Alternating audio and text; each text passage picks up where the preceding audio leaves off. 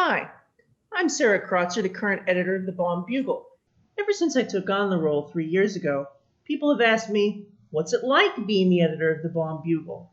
I'm not sure I can answer that myself, but I know exactly who to ask.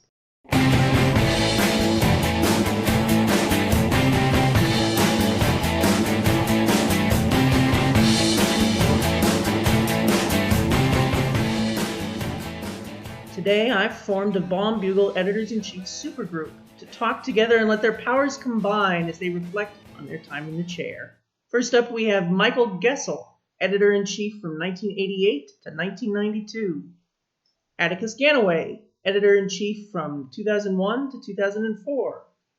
Scott Cummings, Editor-in-Chief from 2009 to 2012, and Interim Editor-in-Chief in 2016. And then there's me, Editor-in-Chief since 2018. All right, so just to start us off, what did you expect from the editorship before you started, and what didn't you expect? I can honestly say I came in with very few expectations. I had no idea how the Bugle worked. It just magically appeared in my mailbox 3 times a year. Well, sometimes 2 times a year. If I remember correctly, I had just been nominated to join the board of directors and attended a meeting just to kind of learn how the Oz Club worked. And then suddenly this was thrust upon me. So I gave up that seat and started in on the new work. So I was blessed to have nice conversations with some former editors who turned out to be good mentors. I think to me, the expectations, the surprises were I had no idea how the workflow was. And I think my background is in academics where there are just, hard deadlines for everything, daily, weekly, monthly. And so trying to shift over to a 100% volunteer activity was, certainly eye-opening, and realizing, things just happen at a different pace. I was very surprised by just a really wide range of submissions, and some would land with no announcement and they were almost in perfect shape to run. And others just took months, if not years, to kind of cultivate and get to the finish line. And the vast majority never see the light of day. I expected it to be a lot of work, and it was. Maybe a little more work than I had expected. I expected to have an opportunity to work with Ozophiles and Oz researchers, and I did. So that was an expectation that was realized. If there was one thing that was unexpected, it was how finicky many of those Ozophiles are when dealing with their writing. I should have expected that, but I think that always comes as a surprise to an editor, no matter how steeped they are or prepared. The first issue I received was, I think, your first issue that you edited in spring of '88 when I joined the club. So I find the continuity fun. But I don't know how much I really expected anything, because I didn't expect to be the editor-in-chief. I didn't technically apply to be editor-in-chief. What happened was I was at the 2000 Centennial Convention, and I knew a fair number of the people on the board by that time. I've been around since I was a kid. So I was sitting in on the board meeting, and Bill Stillman was the editor-in-chief at the time. He was stepping down at the end of that year. So the board was looking to appoint a new editor. And I had submitted my resume. I just graduated from undergrad that May. I'd submitted my resume to whoever the new editor-in-chief would be. I said, I'd done book reviews for Sean Duffley, who was the review editor at the time and went on to become my successor as editor-in-chief. But I was purely saying, I know it's a difficult job, so whoever ends up with that difficult job, I'd be happy to help out. I did some journalism in high school and college. So here is what I can do for whoever this person is. And the next thing I knew, basically, they said there was a candidate, one other candidate who had withdrawn to be editor-in-chief. And so Atticus Gannaway was the only person left. And I said, I'm not sure that's actually accurate. So I had a lengthy conversation with the person on the board who put forth my name, and I will not mention the name. We all know that person, but that's fine. He said, "Do you think you can do it?"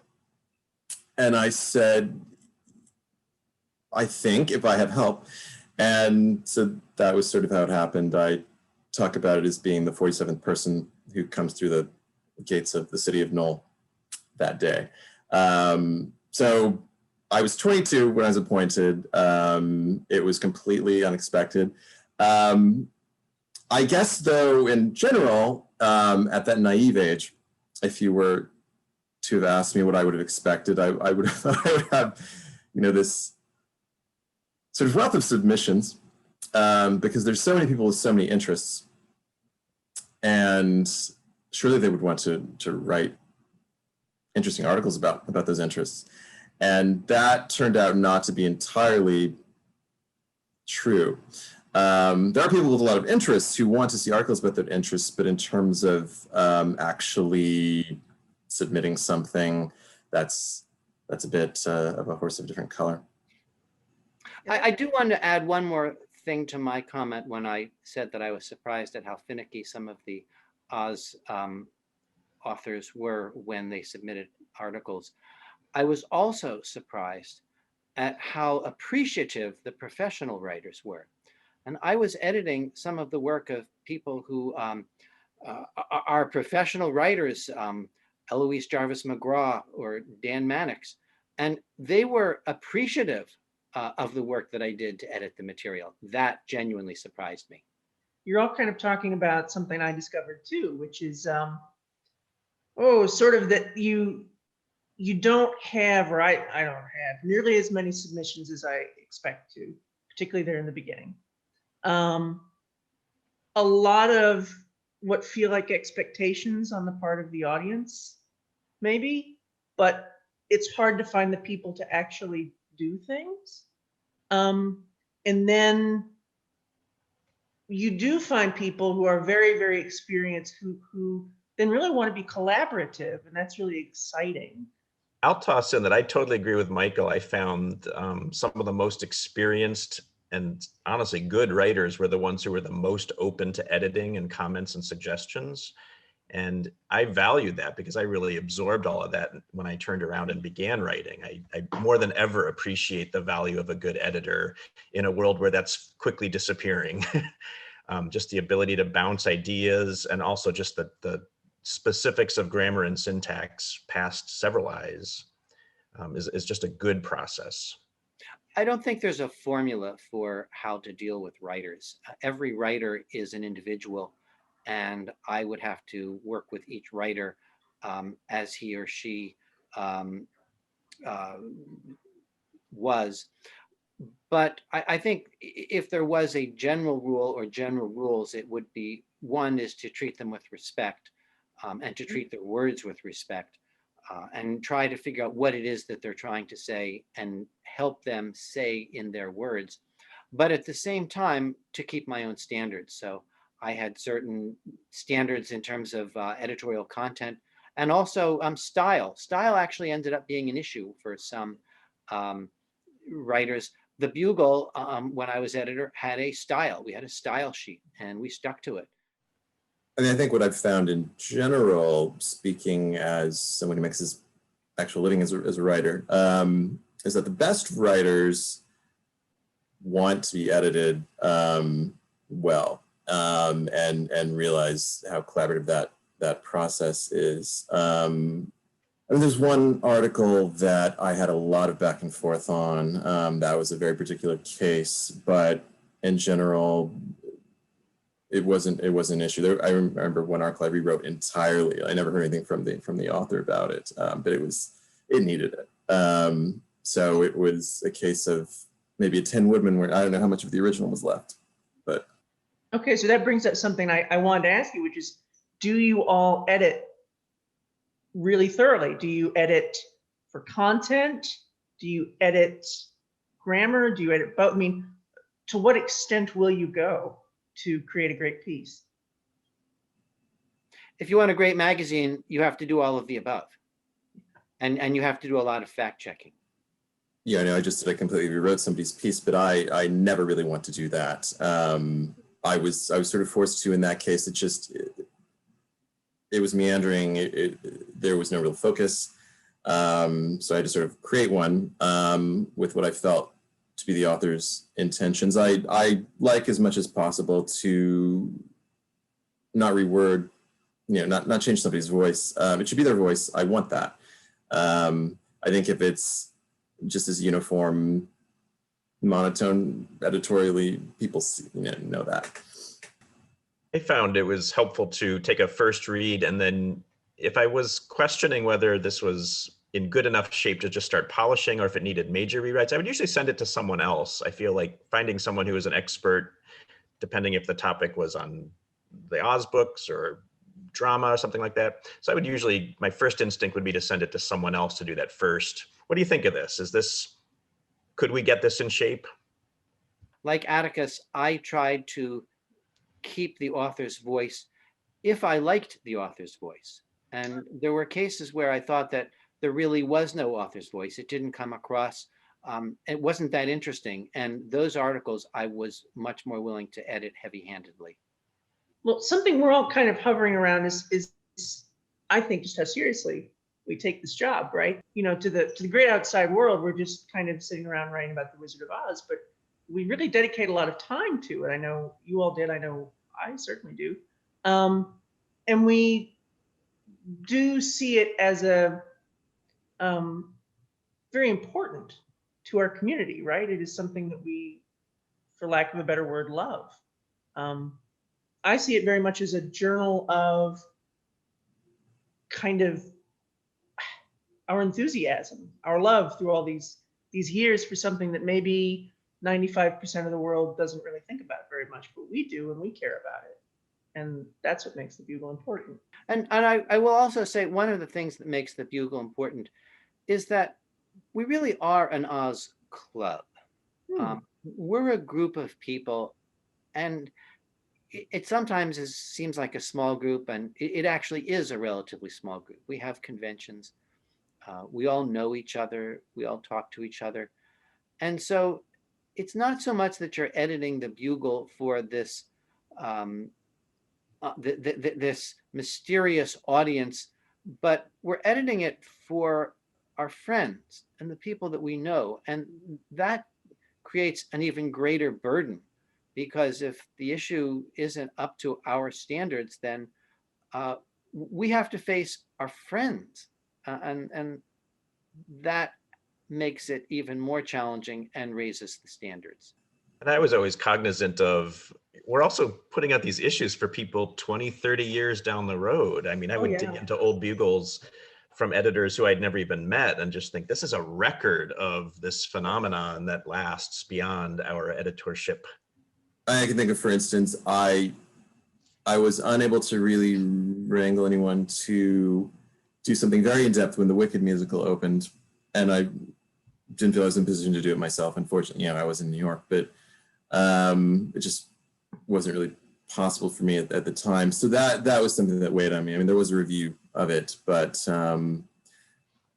that is probably one of my relatively few regrets. I mean, there's only a few dozen. But in terms of, I think, the responsibility of it, I think what my greatest challenge was in my tenure, publishing an article about the appeal of Oz for gay men at the 2000 Centennial Convention, when D. Michel, the author, gave his initial presentation, very highly attended. It was standing room only. I had just been appointed editor, so I was on the lookout for material. And a lot of material actually came out of that convention, and probably, a good chunk of my first year at Bugles was based on, those presentations, which is great. You have a presentation turned into an article. I can do it in person, which is a fairly rare opportunity. Keep in mind, I was, I think, 23, 24 at the time. So I was a little green. I knew, though, that there needed to be more focus to the article, but then I started getting people, at least one person that I had known for a long time and really respected, and was very prominent in the club, who said they thought it was inappropriate.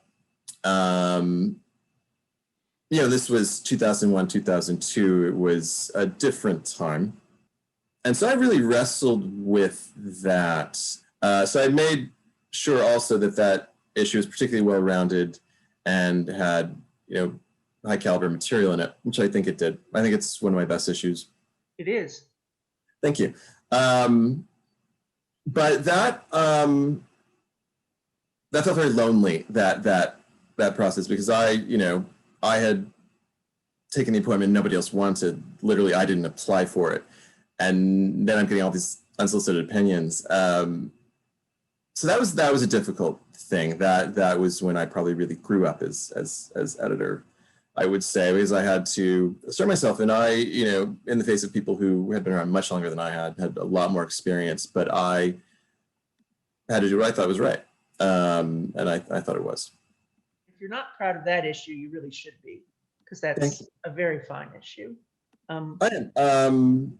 There's a number of pieces that I'm proud of, really. Well, I'm glad to have been able to continue what I actually branded the Baum Centennial series. I think that fell by the wayside, but I had a sort of banner for it for each year when there was a piece about that centennial book, which Bill Stillman, to give full credit, had established, just not so formally, but I felt that was important to have that through line. So I was particular. It took 4 years as my last issue, but I got Michael Patrick Hearn back into the Bugle with a lengthy piece about the Marvelous Land of Oz in 2004, 100 years after its publication. To be honest, that article came out in 2005, because my Bugles were sort of cursed in terms of being timely or not. None of us know anything about that, Atticus. Right. Well, the funny thing is, I knew that going in, because, I was an editor of the club. I'm sorry, a member of the club, and so I knew Bugles were never on time. I actually am really proud of almost all of my issues. Maybe overly so, but I really like them.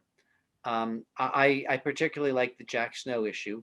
I thought that that was done my first year, and I thought that brought out a lot of information about Snow that had not been known. I was privileged to be from Dayton, which is where Jack Snow lived, and so I had access to the family, and just spent a lot of time researching what information was out there.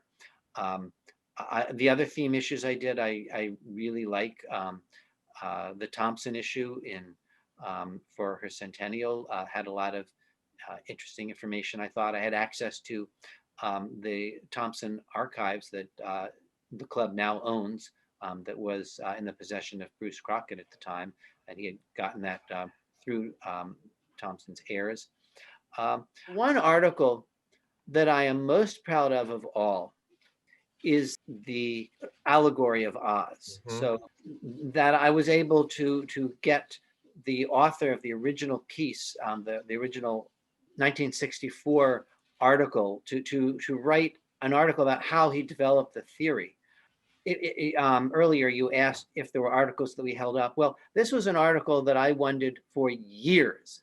So I've always wanted to debunk the notion of the Wizard of Oz as an allegory for the parable on for populism.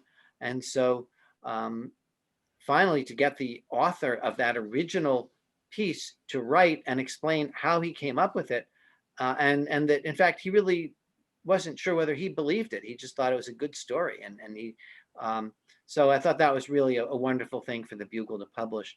And I thought that it was this great expose, and it turns out that I'm not really sure anyone cared about it, but I thought it was pretty cool. I was going to nominate that as my favorite article from your era. That's a really good one.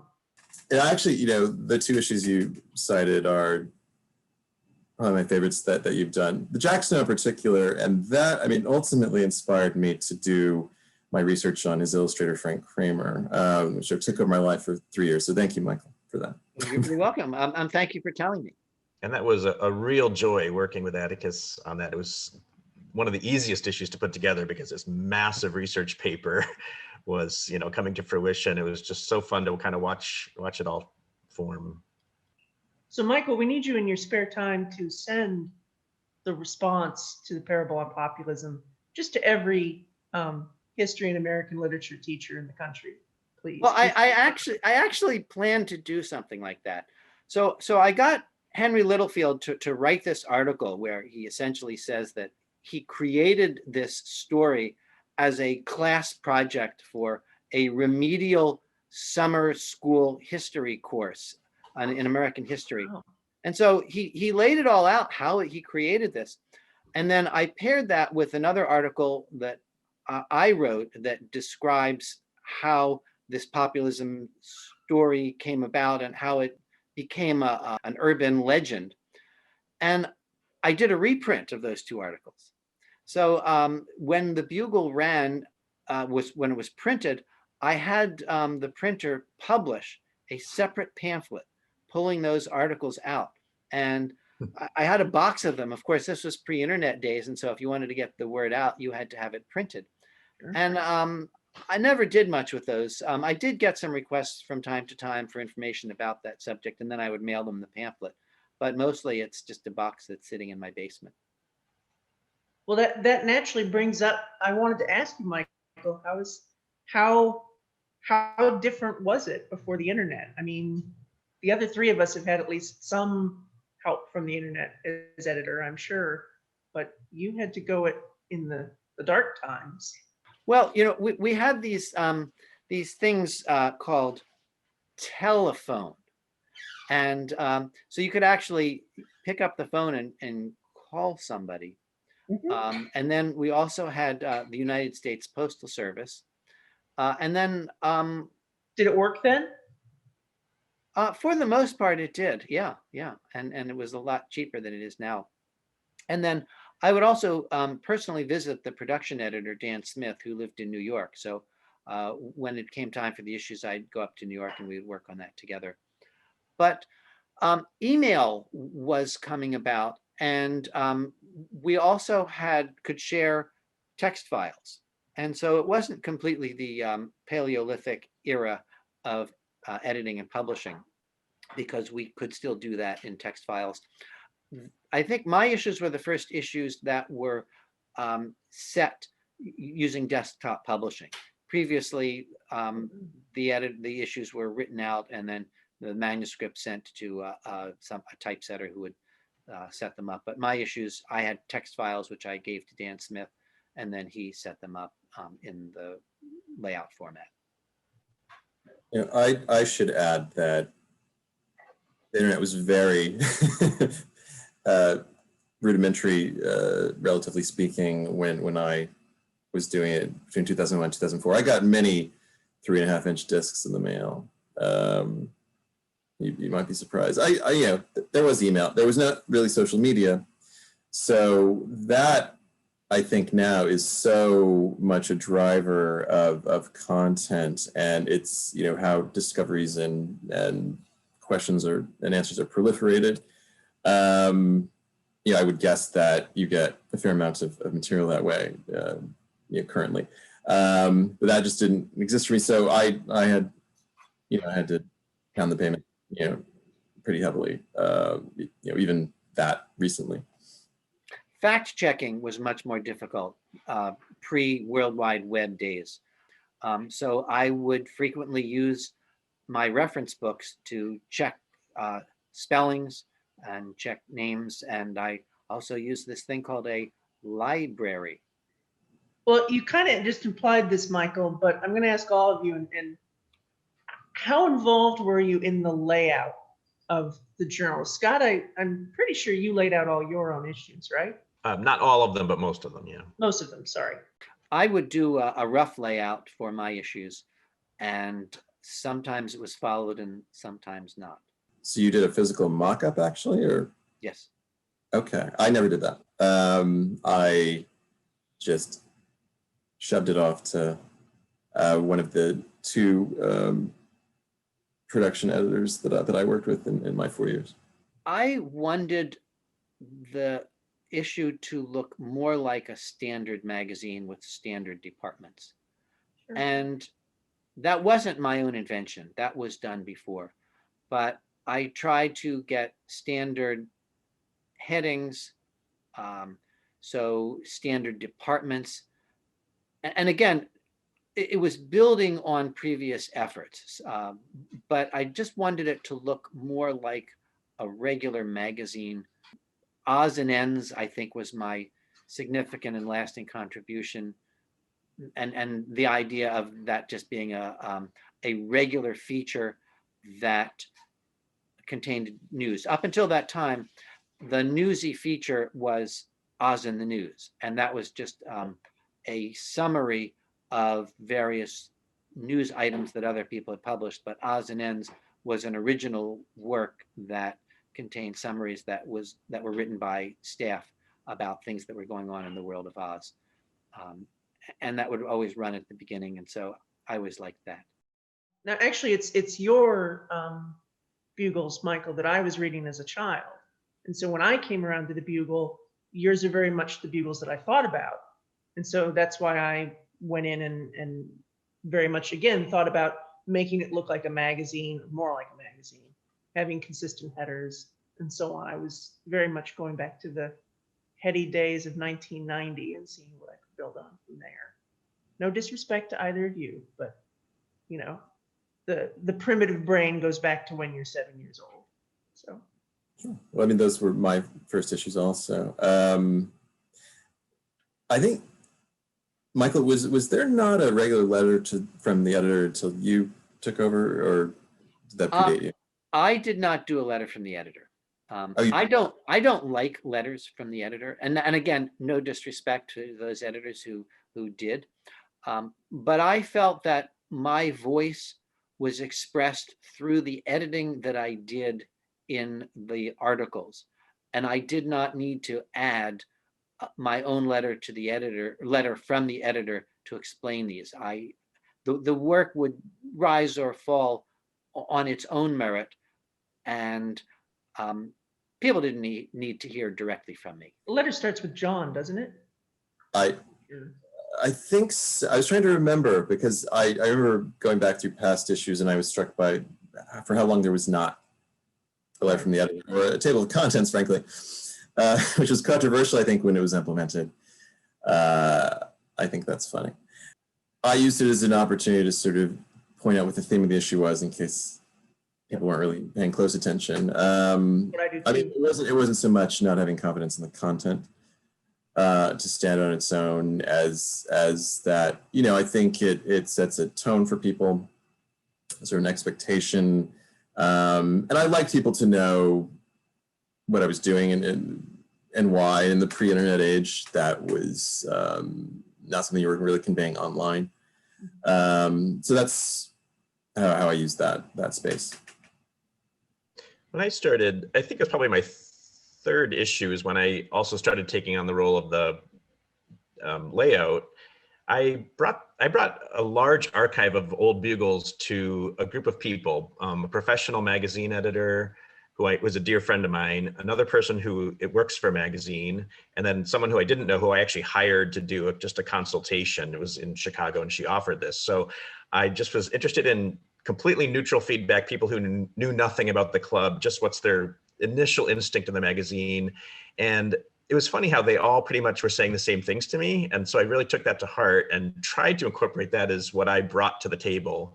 And I'd say the first was what in the industry they called signage, feeling like you can pick up a magazine and kind of know where the parts of the magazine are, and it's consistent from issue to issue.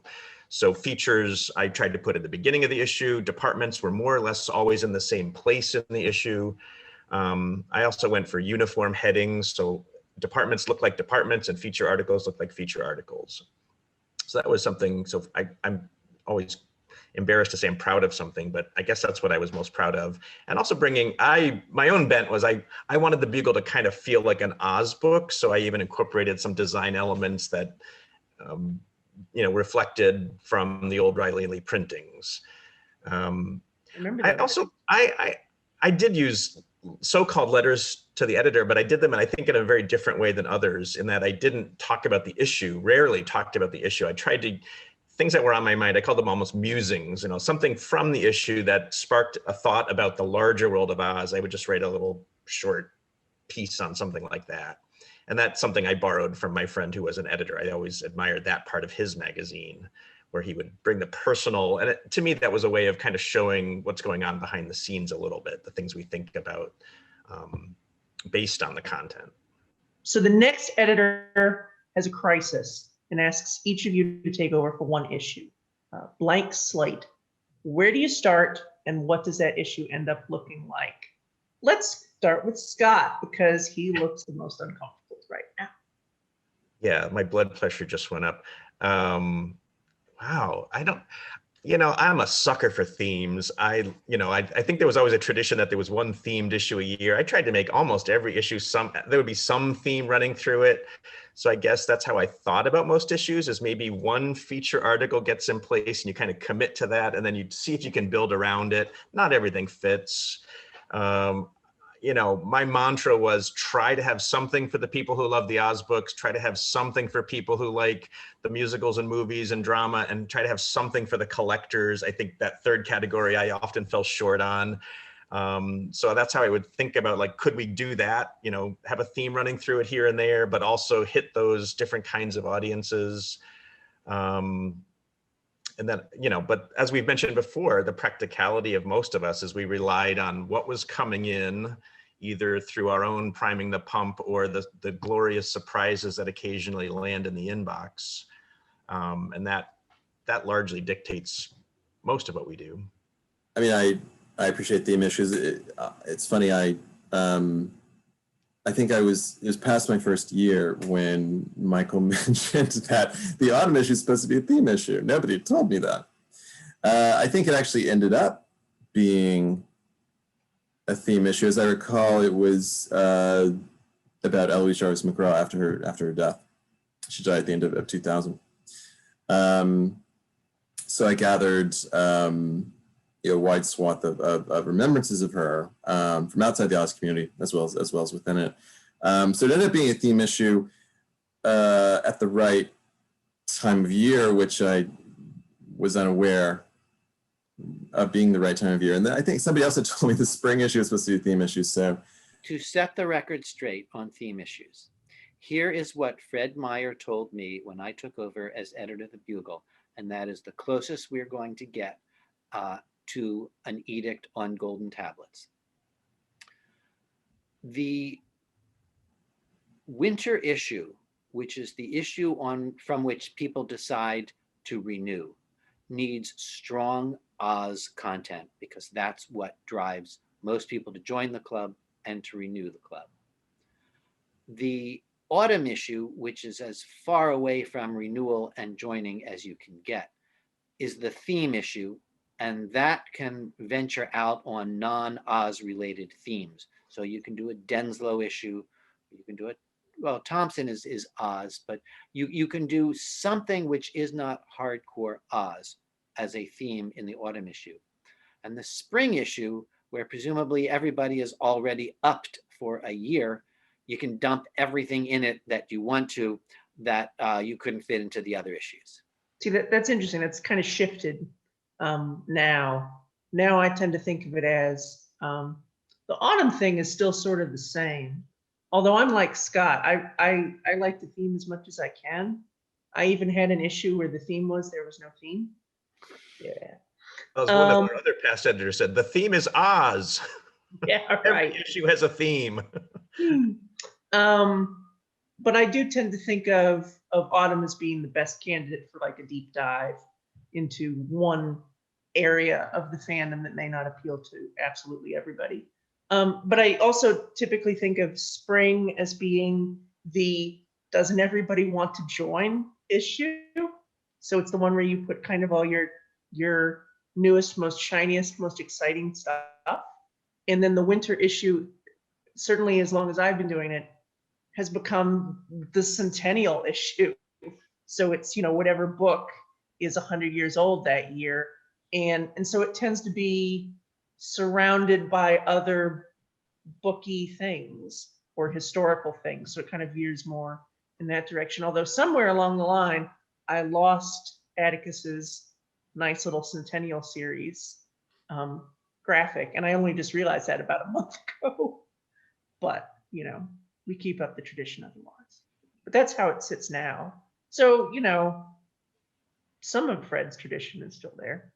I mean, I think the winter ended up being where I put most of the centennial pieces simply because they were still being written. Drag it as long as possible. So the two of you who are above my head, Atticus and then Michael, didn't tell me what that blank slate issue would look like when the next editor needs you. Well, the first thing that I would think would be, oh my God, I have deadlines and I have pages to fill. Yeah. And so my priority really would be coming up with good content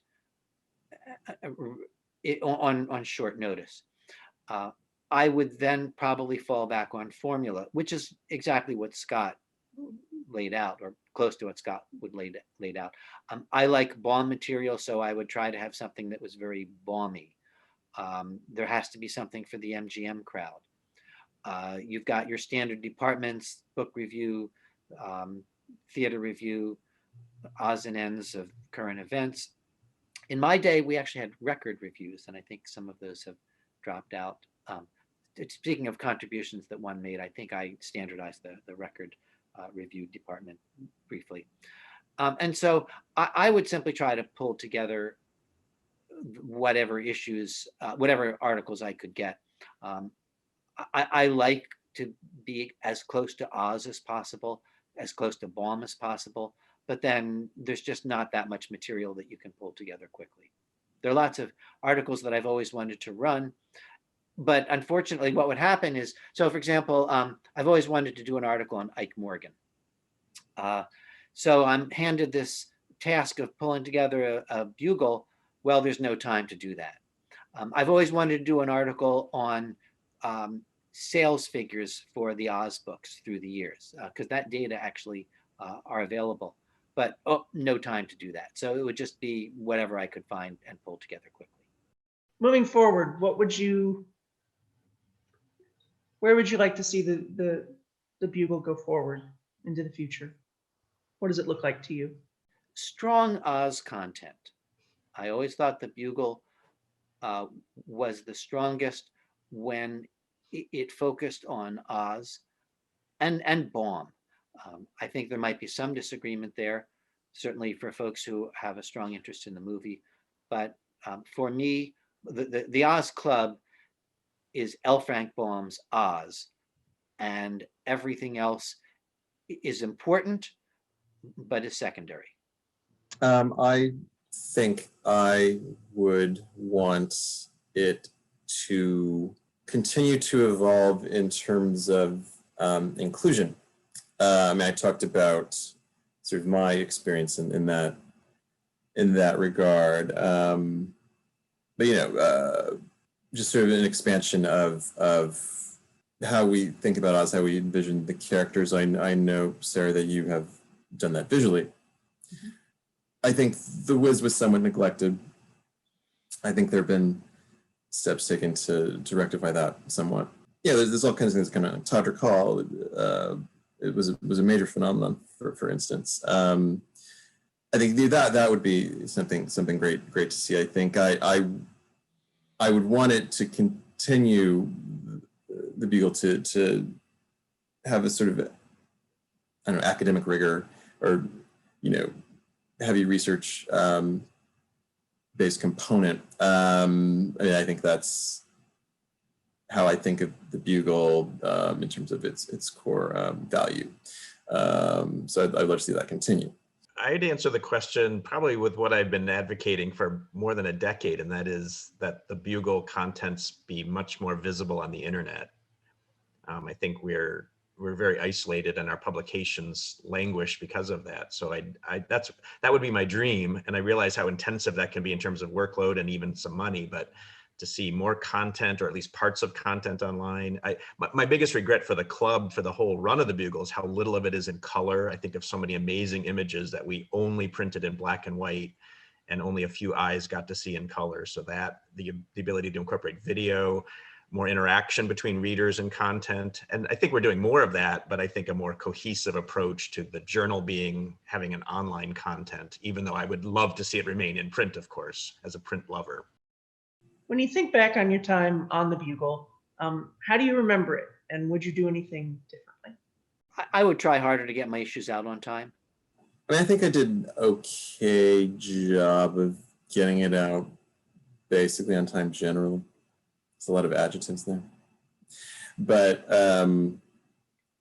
they're things that were so out of my control. I mean, my last issue was pretty late, but that was due to I was almost done with it, and then my hard drive crashed, and I had not. So I guess backing up my data would be what I would do differently. But no, I think I mostly did, what I would have wished I would have done. I learned to be more assertive, especially against people who had much different ideas about Bugle structure than I did. Because, at the end of the day, you're the one in that position, and you use your best judgment, and that's what you've been placed there to do. And for instance, I was very glad I pushed somebody to interview Edward Wagenacht. I think he died less than a year later. But we got that in, for instance. So I tried to avail myself of the opportunities that I knew would not be around forever. I found there were times editing the Bugle where it was terribly exciting. And I enjoyed writing for the Bugle. I enjoyed doing the research, and I even enjoyed the fact checking, which required researching and looking things up. Probably one of the highlights of my editing the Bugle was when I was trying to get information about The Other Side of Oz. That was a book written by Buddy Ebsen. So I wrote a letter to the public relations person, and I get this call in my office from Buddy Ebsen. And the receptionist takes the call. The receptionist was a young person who didn't know who Buddy Ebsen was. But I was just completely enthralled that Buddy Ebsen called me on the telephone. And we chatted about his gallery and about his book. And that was really very exciting. I also did an interview with John Ritter after The Dreamer of Oz came out. And that was really, really very exciting. Not that I'm regularly starstruck, but those two interviews do stand out. And of course, I did interview folks like Howard Mott, which were also exciting, but not quite in the same way.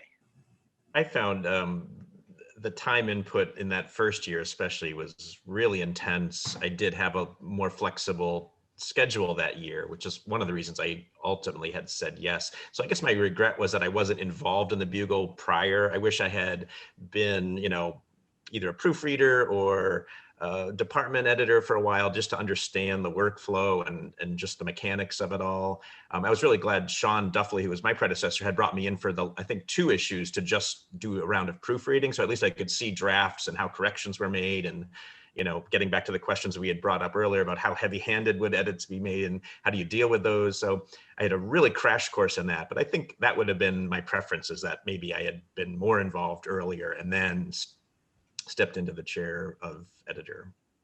I want to respond to that because that relates to the comment that Atticus made at the very beginning about the selection of the Bugle editor being similar to the king or queen selected at the gates of Knoll. That's really the way it worked, I think, for maybe all 4 of us. I was very surprised to find myself as editor of the Baum Bugle, because up until the time that I was selected, I had written a convention report, and I wrote a series of articles about Oz comics. And I really did not understand why the club was going to trust the editor of the Bugle, which is, in my view, the single most important position in the club, to somebody who had no track record with the Bugle, who had barely written for it. Why did they think I could do the job? It's also like the selection of the Dalai Lama. It's just almost random. And yet that's the way it's been done for many, many years, and it has worked. It was like that for me too. I was packing up my house to move. Actually, I was with a friend and we were putting things in boxes, and I got a call out of nowhere, and I had to be reassured several times that there weren't better people to do it. So I guess the other 46 people just weren't as lucky. This was a lot of fun because it really did remind me about so much of the joy of putting issues together. And, you know, I think when you're in the moment, and so this is what I'm sharing with you, when you're in the moment, I think the frustrations and the anxieties tend to be on the surface, but when you can step back a little bit, you realize, yeah, but that was awfully fun. And I am proud of what we did. And you just think, my gosh, I'm glad I didn't drop the ball. Imagine, right?